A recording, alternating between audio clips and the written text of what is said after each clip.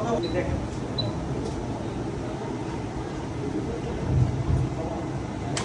Mobile servicing এর কাজ শিখে সবাই এই যে তারা কাজ শিখতেছে, ঠিক আছে, মানে ভর্তি হওয়ার জন্য কি বয়স সীমা রয়েছে? না, মানে কত বয়স হতে হবে? ভর্তি হওয়ার জন্য কোনো বয়স সীমা নাই। তবে মোটামুটি 16 বছরের এরকম ফাইনাল হইলে ভালো হয়। আর হচ্ছে 40 বছরের ভিতরে হইলে মোটামুটি মানে কাজ ভালো হয়, বুঝতে সুবিধা হয়। এবং এখানে দেখতে পাচ্ছি যখন এই ভাইয়ার বয়স প্রায় 35 বা 40 মতন হবে, এবং আমি জানতাম যে সে নাকি পাশাপাশি একটি জবও করে, ভালো একটা জব।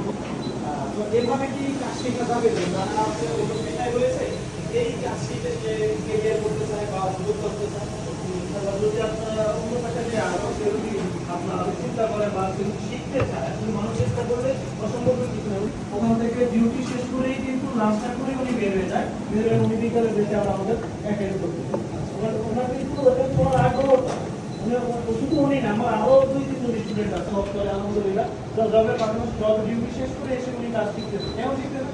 উনি জব তো করতেছে, পাশাপাশি উনি উদ্যোক্তা হওয়ার চেষ্টা করে এই প্রোগ্রামটা দিচ্ছে।